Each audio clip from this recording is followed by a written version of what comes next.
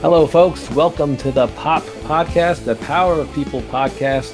My name is Mark Erlenwein. I'm broadcasting from Staten Island, New York, once again, and I'm joined by my co-host and friend. I'm Bob Wolf. I'm on the other island, Long Island, and excited to be involved in our second podcast. The first one was fun. This will be even more fun. Yeah, no, great point, Bob. We want to thank our family and friends who gave us some feedback on episode 1, our pilot episode of the Power of People podcast. Really excited to be back here for episode 2. As a lifelong educator, Bob, so 23 years working in the New York City Department of Education, the past 8 years being a principal. I've had a lot of time to think about and really investigate deeply, what are the most important skills and transferable knowledge that is important for our youth to enter the workforce and life with. And the Power of People project that you and I have endured on really hits close to home. And I think it's something important that we need to keep on talking about. And I predict in education in the next few years, hopefully sooner, this will be the prominent thing that we keep on talking about. Well, I think we have no choice in the matter simply because the business industry is saying right now that 92% of the hires are being done based on people skills and soft skills. So right now, the industry world is saying that they want people who have the ability to relate to people, work well with people, to engage people, and get along with all kinds of different people. Companies will teach you their products and their technology, but they need you to be able to deal with the one constant in every job and type of work, and that's people. Yeah, and it's true. And just interestingly enough, in another at a conference I attended earlier this afternoon, and I was talking about really reflecting on the past year in terms of the pandemic, and what were some of the gaps and the voids that were created along the way. And I think one that a lot of people don't give enough attention to, I know social emotional learning is one that comes up often and quite a bit. But when we talk about these soft skills that are really hard, right? Interpersonal skills, communication skills, first impression skills, the amount of atrophy that has occurred over the past year, and really the acceleration of very negative habits and bad habits because of really, we don't have any choice other than to use technology in excess, just to receive an education and just to communicate. So I think screen time is probably increased. I know at the end of every week I get an update on my phone. It tells me what my screen time is, and it's this crazy number of hours each day. So unfortunately, while technology has saved the day this past year, it came at a price, right? Well, it comes of a bigger price to students because the average student today, teenager, is spending 4 to 6 hours a day looking at a screen on social media. And in the real world, they won't be able to do that in the business world because they're going to have to deal with people. And as we've talked in the past, the power of people is simply recognizing the fact that of the 4 major resources we have in our life, academics, technology, experiences, and people is the only resource that is available in every type of work and job that a student will have, the only one. So it's the number one resource in a student's life, and they've got to learn how to meet them and earn support from them as early as possible. Right. And just, unfortunately, I think a lot of what educators is seeing and have seen over the course of the year, and I know you've experienced this in many of the workshops that you do at schools. You're met with a screen, unfortunately not full of faces, right? And not everyone is turning on their camera. So you kind of get a buy of kind of stepping aside and not, and kind of a shield to kind of stand behind and not necessarily show your face and have to interact just on a bare minimum. And I'm looking at my phone right now. It's telling me I'm using this phone on average 8 hours and 21 minutes a day. Wow. So that's in addition to looking at a computer screen. So if you add up all that time all together, it's kind of frightening. Well, technology is a resource, but what we're also doing is we're using our voices with this technology that's available to us. And the ability to relate to people has a great deal to do with how well you can speak to them and listen to them.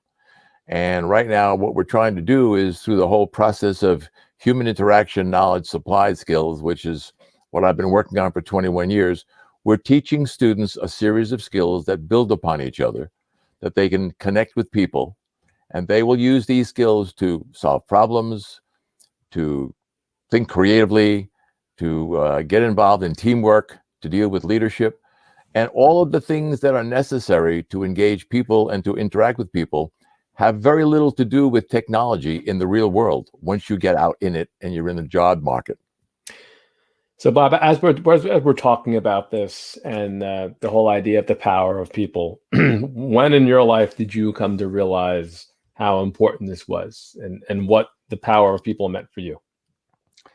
Well, it was probably when I began my first job as a waiter and a busboy at a restaurant, when I knew nothing about dealing with restaurant people or customers or the kitchen. All I knew how to do was be pleasant, polite, personable, and respectful.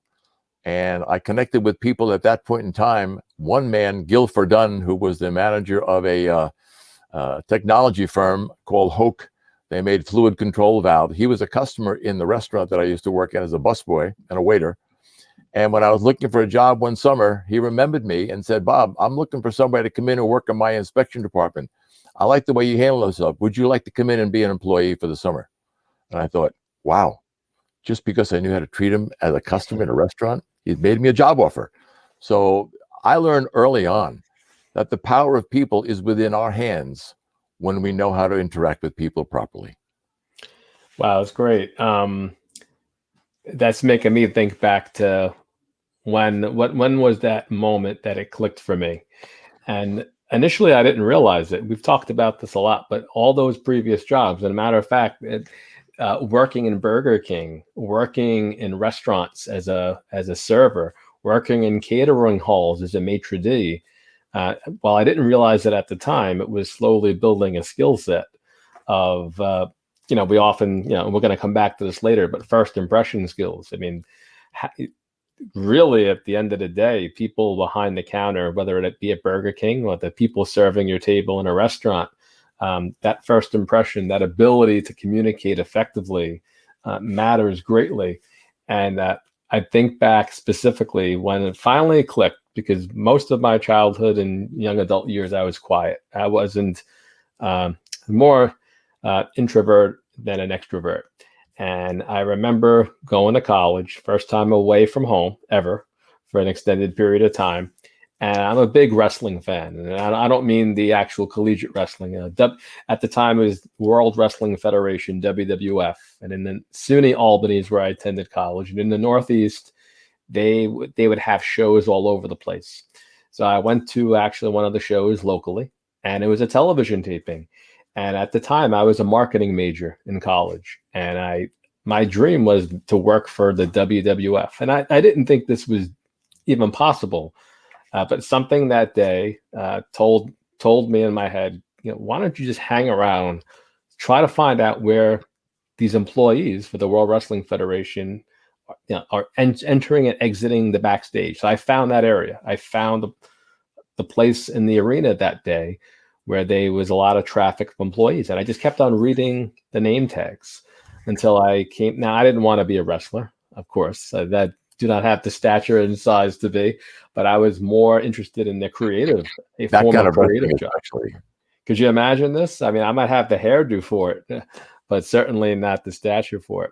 So I remember seeing a guy, his name is Jim Moran, merchandise manager. And I went up to him, made eye contact. I shook his hand. I said, "Hello, Mr. Miranda. My name is Mark Erlenwein. I'm a freshman at SUNY Albany. A big fan of wrestling my whole life. I'm just curious, what did you have to do to get this job? What do I have to do to end up in an opportunity like you did?" And this was a big deal for me because this was not something I would normally do. And And it's just a simple question like that. And he spent about 45 minutes just telling me how he started setting up the wrestling ring, traveling, making nothing. He would referee the matches, and then he eventually worked his way up into this position of being in charge of the merchandise.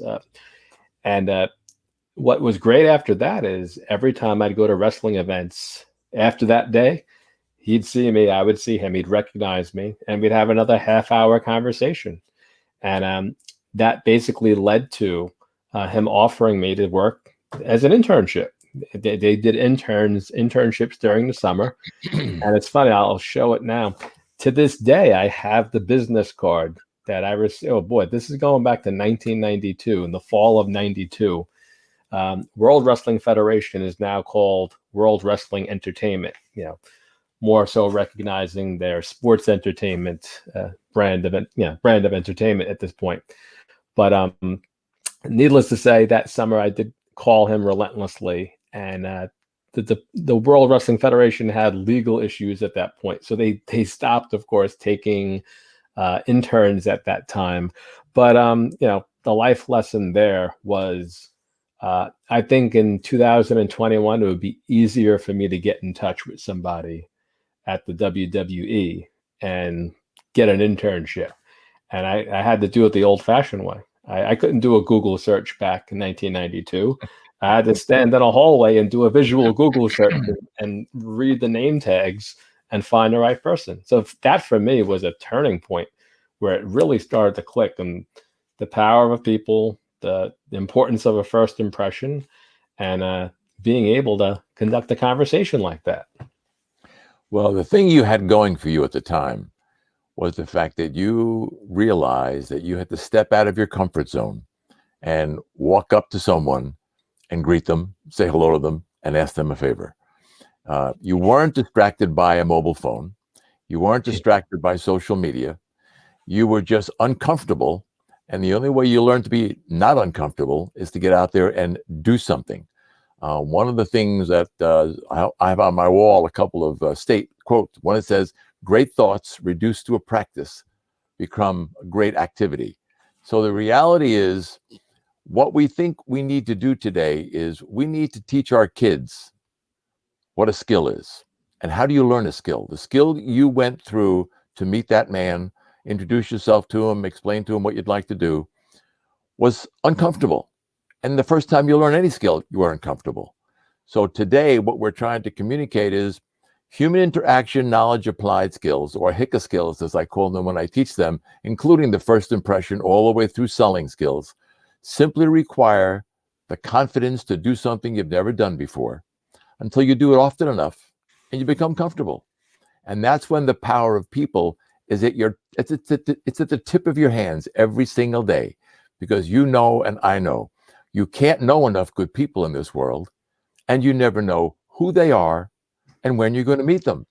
And you're not going to meet them face to face by looking at a phone or a screen or reading about something on social media that someone wrote about you. You have to go out of your way and go face to face and meet people and talk to them.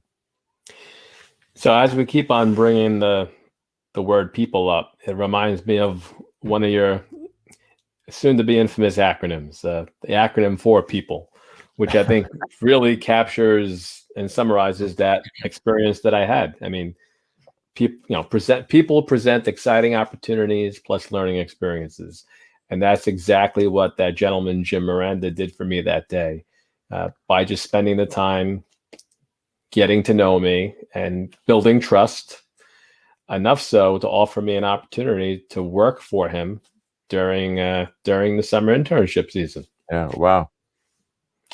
Well, so, the truth is,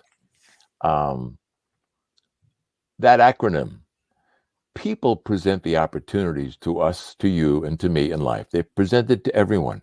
Grades get you maybe considered, but your ability in an interview is your ability to meet people in the interview process, engage them in conversation, banter a little bit, learning what bantering is, being personable, being polite, being professional, and learning how to talk to people.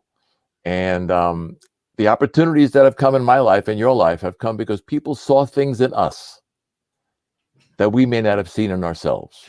You may not have thought you would have been qualified to be in their WWF as a combatant, as a competitor. But the fact of the matter is that it would have been combatant.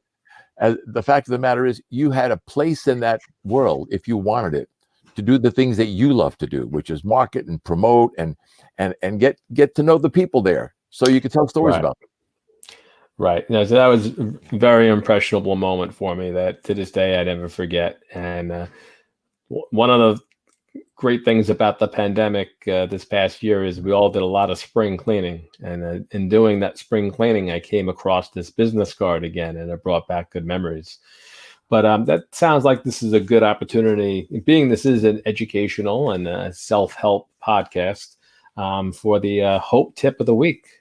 And Hope Tips are to inspire personal professional skills. What's your tip this week, Bob? Well, my tip would be get up in the morning, put your smile on when you walk outside, look people in the eye, even though they have a mask on, and greet them. Say good morning, good afternoon, nice to see you. Thank you in the supermarket. As I went to the supermarket today, the young girl, Kelsey, was taking care of me. And I said, I can tell you're having a pretty good day. You're smiling. She said, how do you know that? I said, I see your eyes changing. Your wrinkles are. So the tip of the day is just get out there and be personable. Say hello to people. Say good morning. Say thank you when people do things for you. That's not comfortable for some of these young kids today. They don't do it enough. But again, it's a skill set. And the only way you learn any skill is to train yourself to practice it over and over and over again. You're right. And to quote you, to add another tip of the day, I think, because you mentioned it earlier, I think it's a really important point. By greeting that person, you can't know enough good people in your life, and you don't know who they are and when you're going to meet them. And more often than not, it all starts with a hello to a seemingly stranger, right? So it's happened to me. Yeah. I had dinner with a gentleman years ago who introduced me to a friend of his, Jack Castiglia, who was a quadriplegic. He invented the patella knee support for Julius Erving, or for Joe Namath, when Joe Namath played football, the derotation brace. And when I had dinner with Jack Castiglia and my friend Marvin Caligore, Jack Castiglia came back to Marvin the next day and said, tell Bob Wolf, I will pay his living expenses for a year, his salary, his insurance, everything that it costs, if he will go take voiceover lessons. He has an incredible voice, and he can make a living doing that. That was in my early 30s. Of course, I didn't listen to him at the time, but your voice has a great deal to do with the way people think about you and how you use it. It's a tool. Right. And you have used that tool in many, many impactful and important ways over the past many years. One school particular being my school that I work in. And I know you were working today, just over the past few weeks, and then other schools in Staten Island. How can folks reach out to you, Bob, if they want to bring you to their school, or maybe they just want one-on-one coaching?